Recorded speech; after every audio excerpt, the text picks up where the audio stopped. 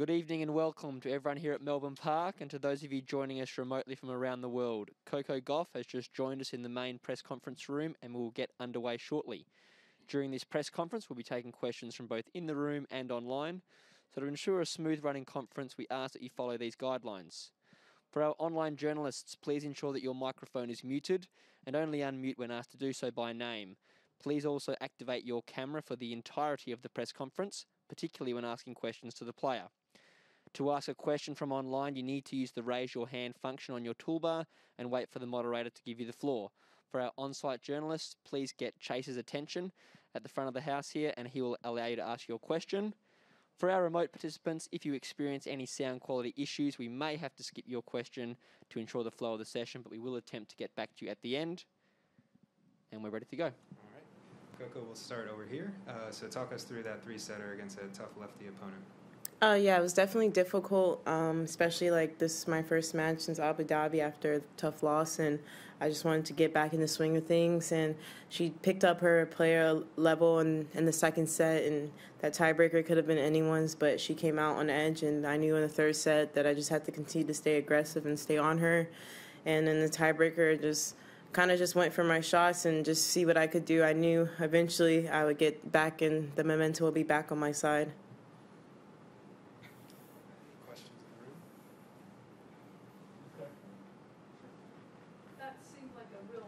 Victory for you. There were a lot of times where you could have just gotten down on yourself, but you seem to be resilient. Do you look at it that way, that in the long run you learned something about yourself today? Yeah, definitely. Yeah, especially like my last match in Abu Dhabi, I wasn't mentally there the whole match, and I knew today I had to come in and be mentally there from start to finish, and that's what I did today. And I just kept telling myself, keep trying, have another chance, and just keep fighting, and that's what I did. Were you in a hard 14-day lockdown? No. Luckily, our flight was safe, I guess. I don't know, clean. And I was allowed out 5 hours. And also my dad me and him were the two that went out, and then the rest of my team stayed inside. Right, so there's videos of you whacking the ball against the mattress. That was in addition to... It was like the first 5 days we stayed in the room because I think with all the flights and everything, I think they weren't sure which flights were COVID positive and which ones were not. So I think initially we were supposed to get out Sunday, but they had to push it back to a couple days just for like safety reasons. So we didn't know if we were going to get out of the room when I did that video. And then after that, once I find out, I didn't do any extra work in the room, no. So how hard was that period of uncertainty, and given what you've gone through, would you do this again throughout the rest of the year if this kept being required for other tournaments? Yeah, so the first 5 days, I was fine. The person who was taking the most was my dad because he was very anxious, and we heard on the news that another flight from Abu Dhabi tested positive. We didn't know if it was our flight or not, and he was reading. I was fine. I was watching Netflix. I was just chilling. I'm the one who puts my mind ready for the worst situation, so I already just assumed that it was us who had the hard quarantine, but luckily it was not. And I mean, obviously it's not possible to do a 2-week quarantine for every tournament, but for coming back to Australia, since there's not many COVID cases here, I would do it again next year if we had to. I was happy on court to see some fans in the arena today and be able to walk around, I don't know, we're staying in the Crown area, and like seeing like restaurants full and stuff. It was very relieving, and it was so weird like not walking around without having to worry about getting sick and stuff. Does that make you want to stay? Yeah, it would be perfect if my brothers were here. Then my dad was like, we can stay here forever, but they're back at home, so I'm still going to be here for a long time, but I would try to stay here as long as possible if my brothers were here with me. What that contrast is like, because in Florida it's not that the restaurants aren't packed, it's just that the virus hasn't exactly been contained there.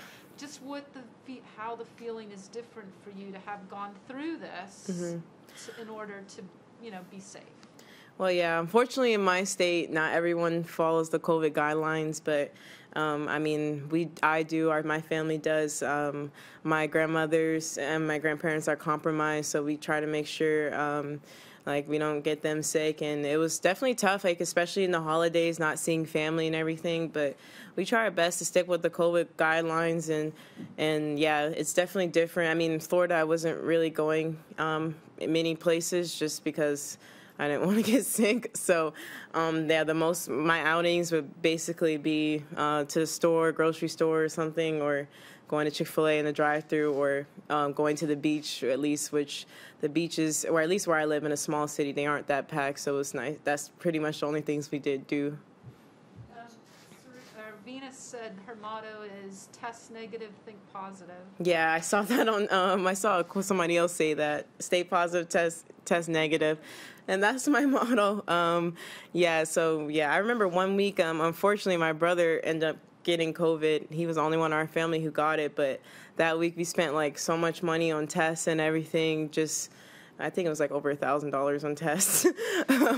But luckily he was the only one who was positive. He had to stay in his room. I felt bad, but we moved to a hotel and quarantined there. Did he have mild symptoms? He just couldn't taste. He came in my room, like, he was a very paranoid person, so every month he thinks he has COVID, and so we just thought he was fluking it again, and he was like, I can't taste this piece of chicken. And I was like, get out of my room. And then we went and got tested 8 a.m. the next day, and everybody's results came back negative except his. Did you say you had to pay for the tests? Oh, yeah, at home, the test costs money. Yeah.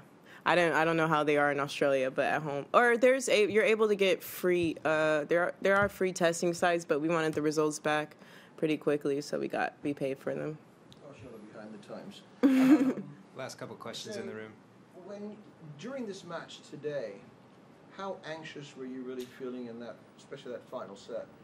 To be honest, I felt really relaxed the whole time, and that's like sometimes I get nervous, but today I wasn't nervous because I knew I was trying my hardest, and that's all you can really do out there on the court. And I have this new mindset. I mean, you just keep fighting until the end, and if it goes your way, that's great. And if it doesn't, at least you know you did everything you can. But being anxious never helps me when I play, so I try not to do that. Anything else in the room?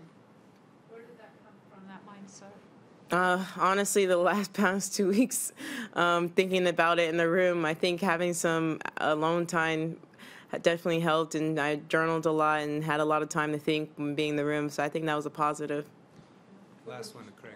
On the practice in your room, was it the curtain you were hitting against, or was it the bed? It was the bed. So my dad, this is something that my brother did when he was in quarantine. He came up with this contraption. He plays baseball and hitting it into the mattress, so he was able to practice. So my dad kind of took that and for tennis, but yeah, nothing was broken. I know a lot of people were worried if something was broken, but no, we do.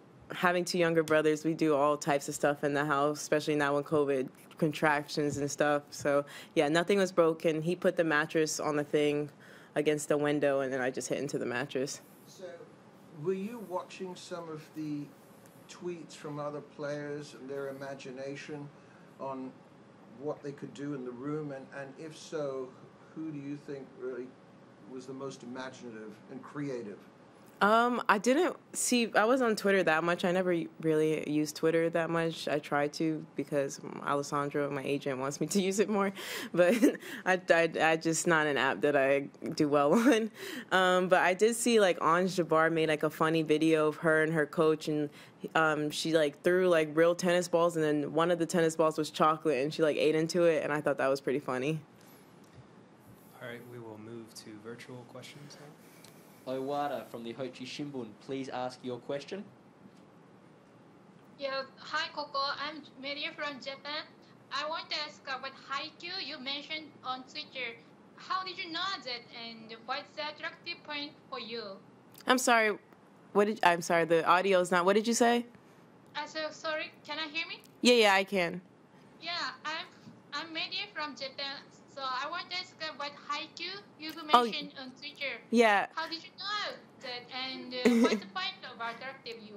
Yeah, so haiku is and my friend is really into anime, and she got me into it. And I've known her since I was 10, and she's been trying to get me into anime for years. And I finally was like, okay, I'll try it.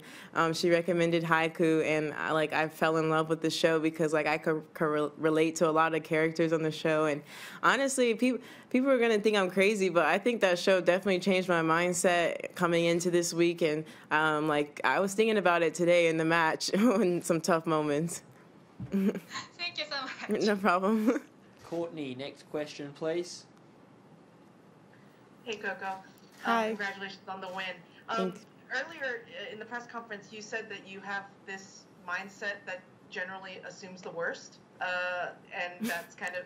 I'm curious if you could kind of explain that a little bit, and does that impact your tennis and the way that you approach your tennis as well? Yeah, this is this is like a funny thing with my friends. I'm always the blatant truthful person. I'm not mean, but I'll let you know the truth. And in tennis, I feel like I go on the court with the glass half full. On court me and off court me are two completely different people. So off court me, I'm thinking half full most of the time, but situations like that, I think it's better to prepare myself mentally to think half empty, just because if actually the cup is actually empty, then I know what to expect. But if I think of it half full and it comes out empty, then I'm going to be pretty upset. Fair enough. And then just looking ahead, you'll play Katie Bolter next in the next round.